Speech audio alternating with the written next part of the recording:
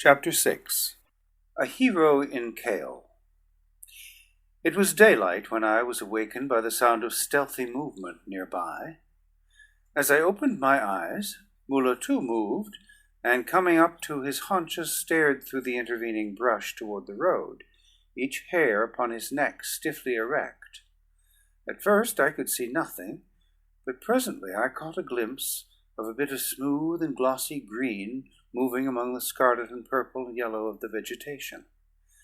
Motioning Woola to remain quietly where he was, I crept forward to investigate, and from behind the bole of a great tree I saw a long line of hideous green warriors of the Dead Sea bottoms hiding in the dense jungle beside the road. As far as I could see, the silent line of destruction and death stretched away from the city of Kale. There could be but one explanation. The green men were expecting an exodus of a body of red troops from the nearest city gate, and they were lying there in ambush to leap upon them. I owed no fealty to the Jeddak of Kale, but he was of the same race of noble red men as my own princess, and I would not stand supinely by and see his warriors butchered by the cruel and heartless demons of the waste places of Barsoom. Cautiously I retraced my steps to where I had left Woola, and warning him to silence, signaled him to follow me. Making a considerable detour to avoid the chance of falling into the hands of the green man, I came at last to the great wall.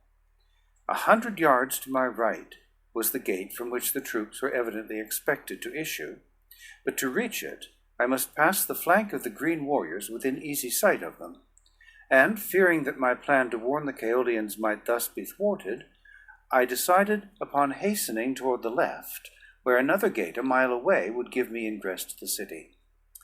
I knew that the word I brought would prove a splendid passport to Kale, and I must admit that my caution was due more to my ardent desire to make my way into the city than to avoid a brush with the green men.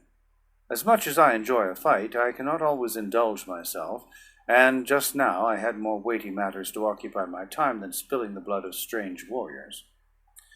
Could I but win beyond the city's wall, there might be opportunity in the confusion and excitement, which were sure to follow my announcement of an invading force of green warriors, to find my way within the palace of the Jeddak, where I was sure Matai Shang and his party would be quartered.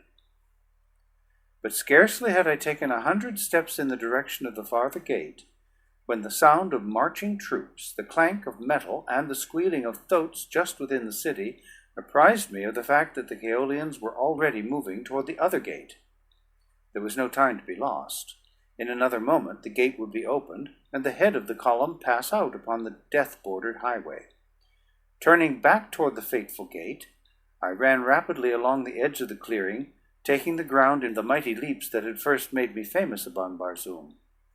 30, 50, 100 feet at a bound are nothing for the muscles of an athletic earthman upon Mars. As I passed the flank of the waiting green men, they saw my eyes turned upon them, and in an instant, knowing that all secrecy was at an end, those nearest me sprang to their feet in an effort to cut me off before I could reach the gate. At the same instant, the mighty portal swung wide, and the head of the Kaolian column emerged. 12 green warriors had succeeded in reaching a point between me and the gate, but they had but little idea who it was they had elected to detain. I did not slacken my speed an iota as I dashed among them, and as they fell before my blade, I could not but recall the happy memory of those other battles, when Tars Tarkas, Jeddak of Thark, mightiest of Martian green men, had stood shoulder to shoulder with me through long, hot Martian days, as together we hewed down our enemies until the pile of corpses about us rose higher than a tall man's head. When several pressed me too closely, there before the carved gateway of Kale, I leaped above their heads, and fashioning my tactics after those of the hideous plant men of Dor, struck down upon my enemies' heads as I passed above them. From the city, the red warriors were rushing toward us, and from the jungle, the savage horde of green men were coming to meet them. In a moment, I was in the very center of as fierce and bloody a battle as I had ever passed through.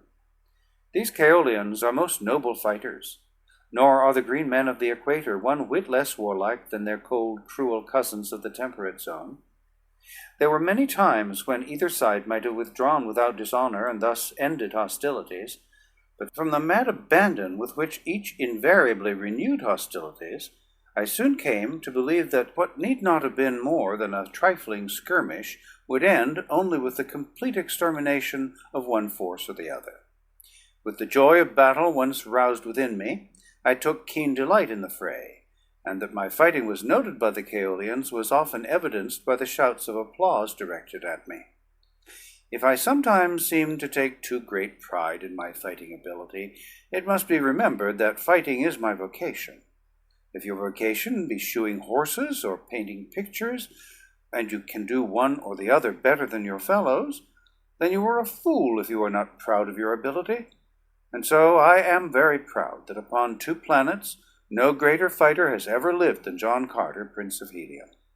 And I outdid myself that day to impress the fact upon the natives of Kale, for I wished to win a way into their hearts and their city. Nor was I to be disappointed in my desire.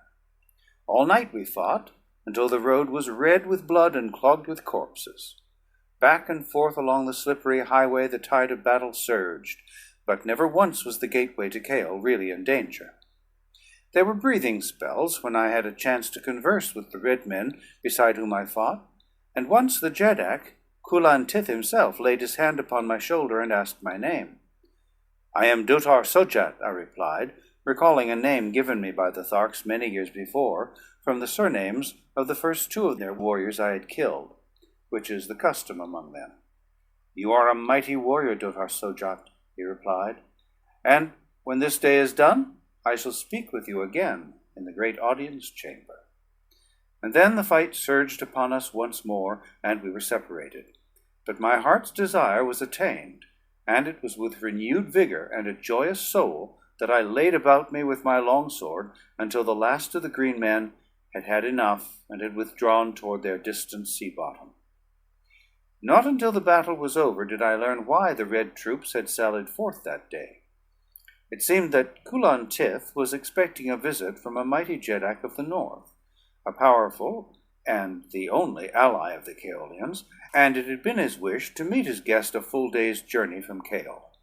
But now the march of the welcoming host was delayed until the following morning, when the troops again set out from Kale.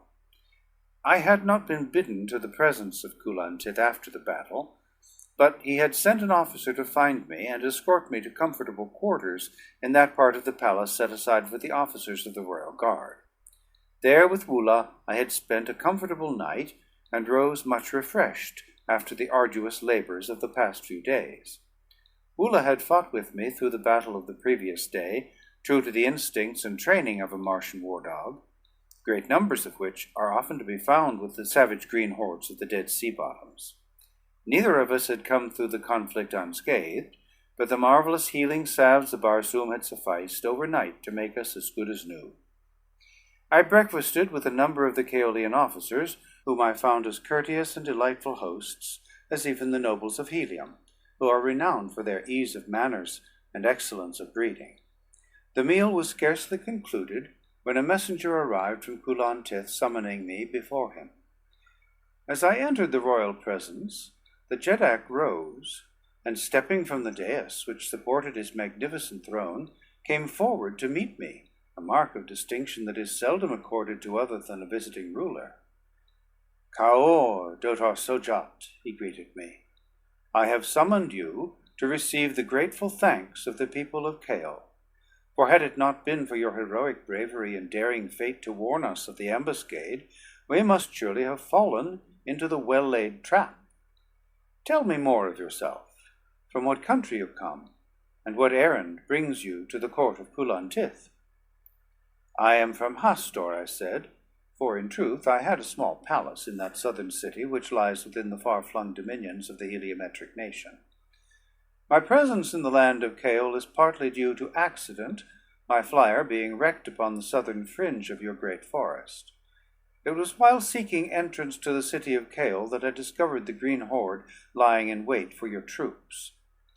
If Kulan Tith wondered what business brought me in a flyer to the very edge of his domain, he was good enough not to press me further for an explanation, which I should indeed have had difficulty in rendering.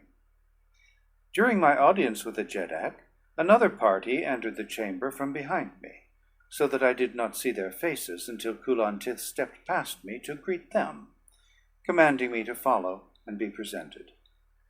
As I turned toward them, it was with difficulty that I controlled my features, for there, listening to Culan Tith's eulogistic words concerning me, stood my arch-enemies, Matai Shang and Thurid.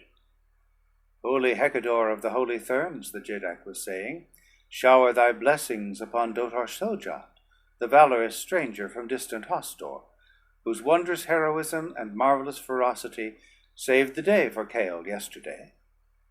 Matai Shang stepped forward and laid his hand upon my shoulder. No slightest indication that he recognized me showed upon his countenance. My disguise was evidently complete. He spoke kindly to me, and then presented me to Thurid. The black, too, was evidently entirely deceived. Then Culan Tith regaled them, much to my amusement, with details of my achievement upon the field of battle. The thing that seemed to have impressed him most was my remarkable agility, and time and again he described the wondrous way in which I leaped completely over an antagonist, cleaving his skull wide open with my longsword as I passed above him. I thought that I saw Thurid's eyes widen a bit during the narrative, and several times I surprised him gazing intently into my face through narrowed lids. Was he commencing to suspect? And then Culan Tith told of the savage Kalat that fought beside me, and after that I saw suspicion in the eyes of Matai Shang, or did I but imagine it? At the close of the audience, Culan Tith announced that he would have me accompany him upon the way to meet his royal guest, and as I departed with an officer who was to procure proper trappings and a suitable mount for me, both Matai Shang and Thurid seemed most sincere in professing their pleasure at having had an opportunity to know me. It was with a sigh of relief that I quitted the chamber, convinced that nothing more than a guilty conscience had prompted my belief that either of my enemies suspected my true identity. A half-hour later I rode out of the city gate with the column that accompanied Culan Tith upon the way to meet his friend and ally. Though my eyes and ears had been wide open during my audience with the Jeddak and my various passages through the palace, I had seen or heard nothing of Dejah Thoris or Thuvia of Tarth. That they must be somewhere within the great rambling edifice I was positive, and I should have given much to have found a way to remain behind during Culan Tith's absence, that I might search for them. Toward noon we came in touch with the head of the column we had set out to meet. It was a gorgeous train that accompanied the visiting Jeddak, and for miles it stretched along the wide white road to Kale.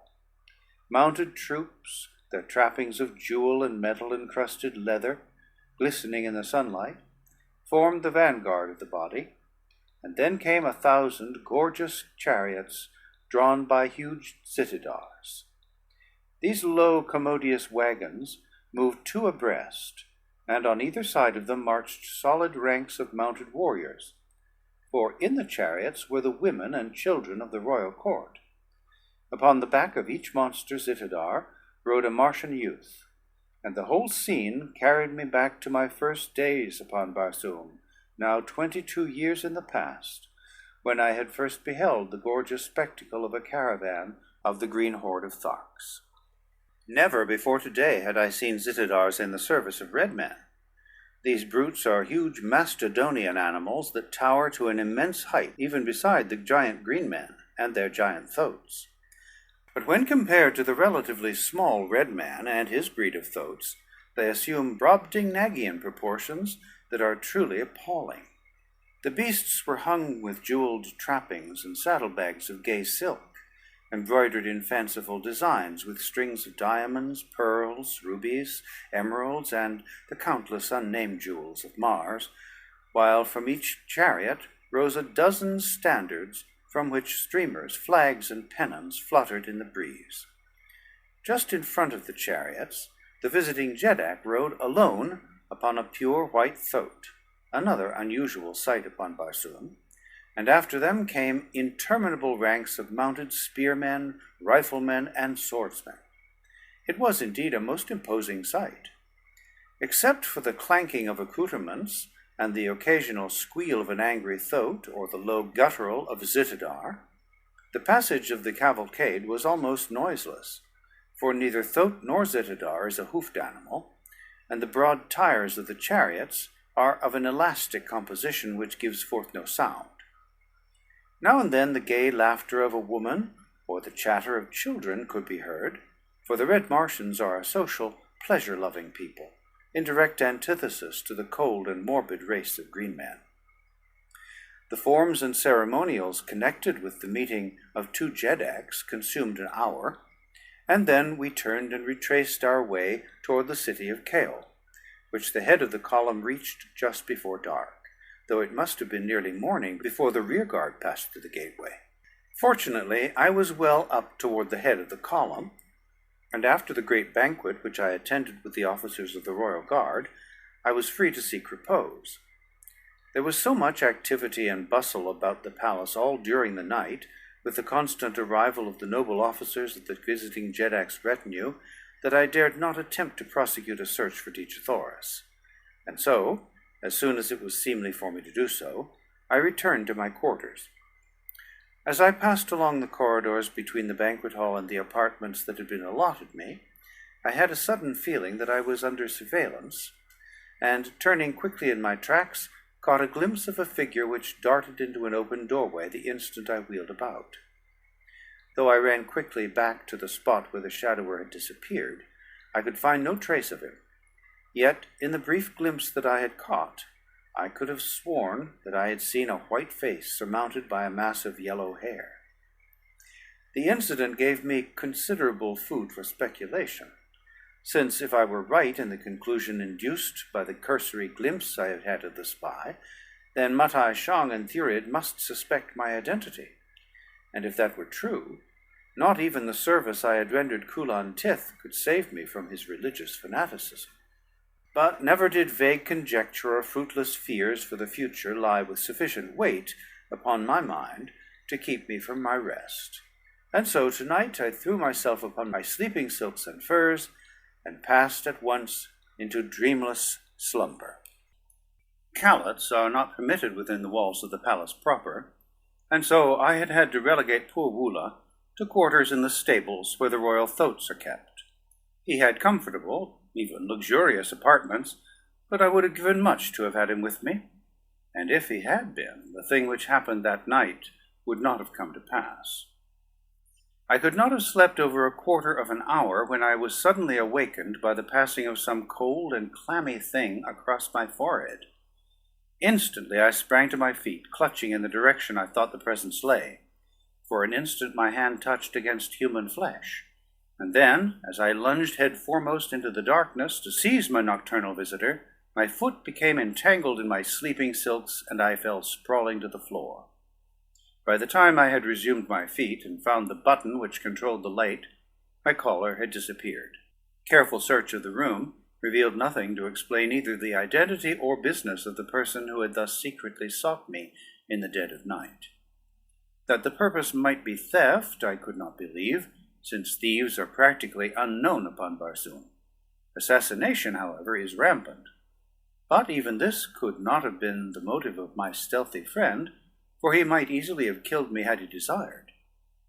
I had about given up fruitless conjecture, and was on the point of returning to sleep, when a dozen Kaolian guardsmen entered my apartment.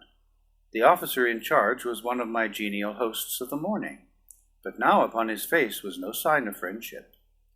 Kulan Tith commands your presence before him, he said. Come. End of chapter 6. Recording by Thomas Copeland.